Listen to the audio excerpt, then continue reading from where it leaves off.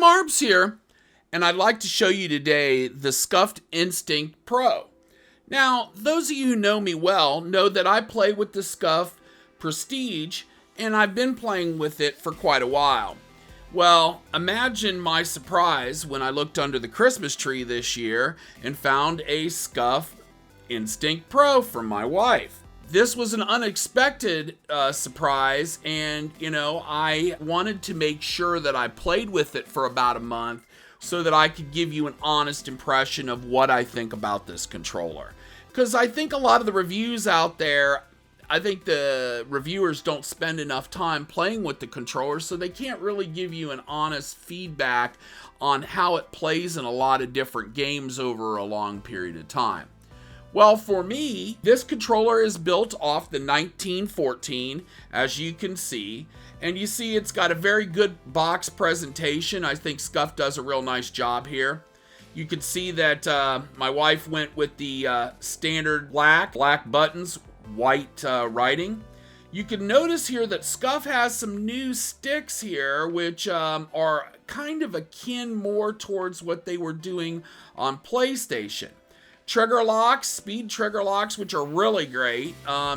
The interesting thing is when you press the triggers now seem to have more of a click feel when they're locked, sort of like a mouse button. Really like that. Faceplate's still removable. 3 different profiles that you can have on this controller at once. Now let's look and see what other accessories are included under the tray here. Now you get your manual, of course, and then we've got a box of a little bit of accessories here. The manual's very well done, several languages, nice quality, good pictures, well written, good on the programmability, so if you want to learn how to program the controller, that would be great. I have a domed high stick and a domed low stick, and then you see the USB-C cable.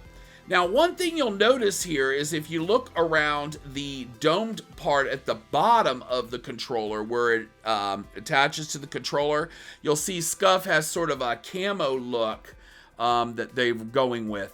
Even on the triggers and the bumpers, you can see that as well.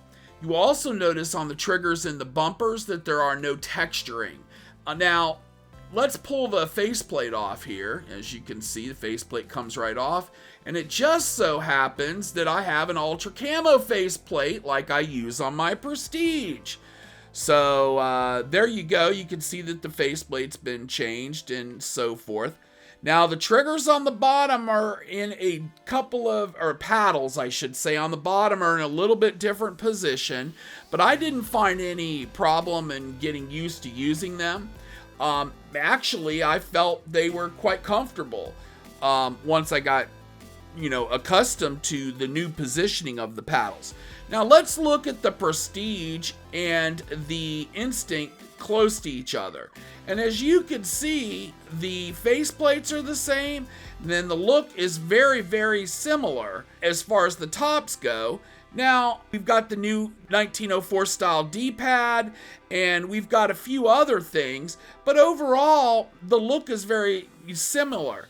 I would say that I do feel like the 1904 is a little bit less as far as the weight goes, and perhaps the size is just a hair different. The 1904, or the Scuf version of this in the Instinct Pro, as you can see, it does use batteries. Don't know about that. No rechargeable battery like the Prestige. That's kind of a bummer. But other than that, good controller. I'm very happy with it. Performance has been good, and it does what it's supposed to do. I'm Marlbs. Thank you for watching. Subscribe if you can. Bye now.